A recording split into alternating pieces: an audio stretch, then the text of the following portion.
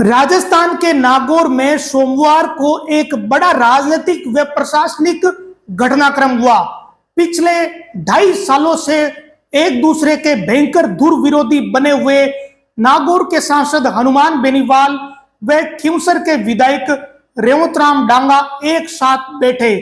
दोनों एक साथ नजर आए और इस बैठक में कई अहम निर्णय हुए।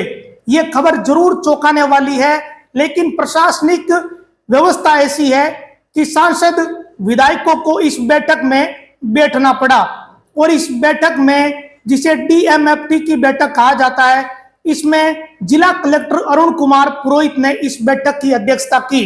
बैठक में सांसद हनुमान बेनीवाल, विधायक रेवतराम डांगा, राज्य मंत्री डॉक्टर मंजू बागमार, मेड़ता के विधायक लक्ष्मण कलरू, डेगणे के विधायक अजय किलक मौजूद रहे। केवल नागौर के विधायक हरेंद्र मिर्दा ऐसे रहे जो इस बैठक में मौजूद नहीं थे। बाकी नागौर जिले में जितनी भी विधानसभा आती है, उन सभी विधानसभाओं के विधायक जनप्रतिनिधि के रूप में मौजूद रहे और सांसद नागौर लोकसभा क्षेत्र के प्रतिनिधि के रूप में उपस्थित रहे। वर्ष 2023 में जब विधानसभा चुनाव हुआ, तो उस विधानसभा चुनाव से ठीक पहले रेवतराम डांगा ने आरएलपी का दामन छोड़कर बीजेपी का दामन थाम लिया था। उस विधानसभा चुनाव में हनुमान बेनीवाल को रेवतराम डांगा ने जबरदस्त टक्कर दी थी। मात्र 2059 वोटों से हनुमान बेनीवाल वो चुनाव जीते थे। लेकिन ठीक कुछ समय बाद जब उपचुनाव हुआ, तो रेवतराम डांगा करीब 13,500 वोटों से खींवसर का चुनाव जीत गए। सांसद बेनीवाल की पत्नी कनिका बेनीवाल को चुनाव हरा दिया। इस बीच सभी जानते हैं कि जब इस तरह की परिस्थितियां बनती है, तो राजनीतिक टकराव तो होता ही है। दोनों नेताओं के बीच राजनीतिक टकराव की स्थिति क्या रही, वो किसी से छुपी हुई नहीं है।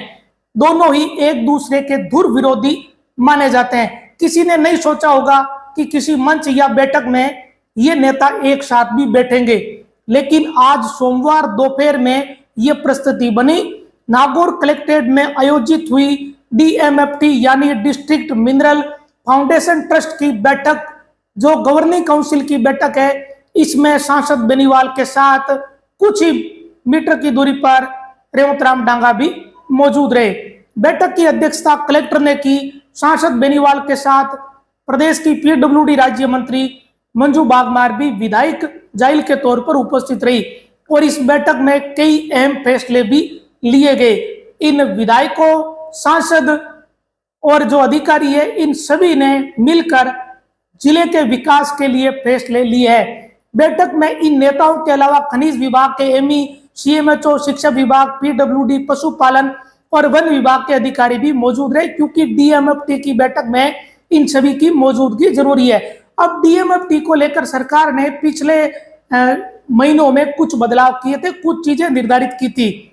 सरकार ने डीएमएफटी का कार्य क्षेत्र निर्धारित किया था, जिसमें प्रधानमंत्री खनिज क्षेत्र कल्याण योजना PMKKKY तथा राज्य या केंद्र सरकार की जन कल्याणकारी योजनाओं का क्रियान्वयन तथा ट्रस्ट को प्राप्त होने वाली निधि का उपयोग इसमें किया जाएगा। और ये जो ट्रस्ट है, ये कौन कौन से काम कर पाएगी या कौन कौन से काम करने में ये ट्रस्ट डीएमएफटी सक्षम है। दरअसल पर्यावरण संरक्षण के लिए इसके फंड का उपयोग होना निर्धारित किया गया है।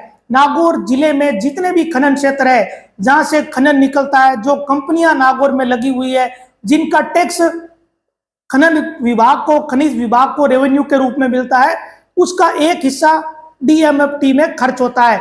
और यह तय हो रखा है कि फंड का 70% उपयोग उच्च प्राथमिकता वाले क्षेत्रों में होगा, जिसमें पेयजल की आपूर्ति, केंद्रीकृत शुद्धिकरण प्रणाली, जल उपचार संयंत्र यानी पानी के संसाधन लगाने, पेयजल वितरण का नेटवर्क, पाइपलाइन बिछाने, पर्यावरण संरक्षण जिसमें पौधे वगैरह लगाने, नदियों, झीलों, तालाब, भूजल और जल स्रोत के जो प्रदूषण की रोकथाम के लिए इस पैसे का उपयोग होना है। जहां भी खनन क्षेत्र होते हैं, वहां पर्यावरण प्रभावित होता ही होता है, वहां पानी की व्यवस्था भी प्रभावित होती है।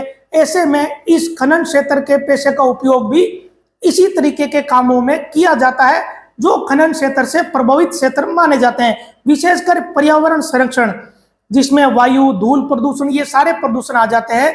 खनन कार्यों और डंपों के कारण जितने भी वायु धूल प्रदूषण होते हैं, इनको नियंत्रित करने का काम भी इस बजट के माध्यम से किया जाता है। खान जल निकासी प्रणाली, खदानों में होने वाले प्रदूषण की रोकथाम, खनन क्षेत्रों की वापस बहाली, खनन क्षेत्र में काम करने वाले मजदूरों के हितों के लिए भी इसमें बजट का प्रावधान है। पर्यावरण के संरक्षण के लिए, अवैध खनन व परिवहन की रोकथाम के लिए बुनियादी ढांचा बनाना, प्रदूषण नियंत्रण पर इस पैसे का खर्च होना तय किया गया। ये जितने भी पॉइंट मैंने बताए मुख्य रूप से पर्यावरण संरक्षण इसमें है। बाकी मेन बात यह है कि खनिज क्षेत्रों में जो चीजें प्रभावित होती है, चाहे पानी प्रभावित हो रहा हो, चाहे सड़क प्रभावित हो रही हो, इन सभी का निर्माण इसी बजट से होता है। जो खनन, परिवहन, इससे जो मिलता है टैक्स, उसका उपयोग डीएमएफटी करती है।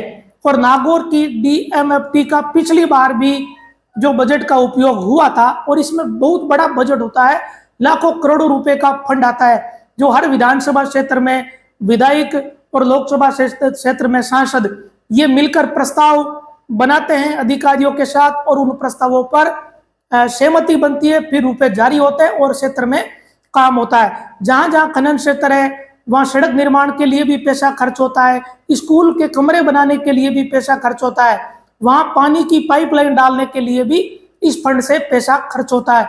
ये बहुत ही महत्वपूर्ण ट्रस्ट है हर जिले में, विशेषकर वो जिले जहां पर खनन क्षेत्र ज्यादा है।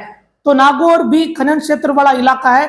यहाँ तो अब 2-2, 3-3 सीमेंट कंपनी आ चुकी है। ऐसे में डिस्ट्रिक्ट मिनरल फाउंडेशन ट्रस्ट जो नागौर की है, इसकी गवर्निंग काउंसिल की जो आज की बैठक है, ये बहुत ही महत्वपूर्ण है। इस बैठक में दूर विरोधी नेता एक साथ मौजूद रहे, ये एक अलग राजनीतिक बात है, लेकिन इन सबको बैठक में रहना ही था, क्योंकि सबको अपने अपने लोकसभा क्षेत्र या विधानसभा क्षेत्र में बजट का उपयोग करना होता है कि इस बजट से कई स्कूल के काम होंगे, कई सड़क बनेगी, कई तालाब से जुड़े हुए काम होंगे। तो जब विधायक या जनप्रतिनिधि बैठक में पहुंचेंगे तभी तो जाकर वो प्रस्ताव रख पाएंगे, डिमांड रख पाएंगे। ऐसे में इस बैठक में सांसद बेनीवाल के साथ क्यूसर के विधायक रेवंतराम डांगा की भी उपस्थिति रही। दोनों एक दूसरे से कुछ ही मीटर की दूरी पर बैठे रहे और इस बैठक में कई अहम फैसले हुए। इस तरह की बात निकलकर सामने आई। हालांकि अभी बैठक थोड़ी देर पहले ही काफी देर तक चली है। ये बैठक सोमवार दोपहर करीब 3:30 बजे के आसपास ये बैठक शुरू हुई है, लेकिन नागौर में ये बैठक चर्चा का विषय बन गई, क्योंकि एक दूसरे के राजनीतिक दूर विरोधी इस बैठक में शामिल हुए हैं। नमस्कार।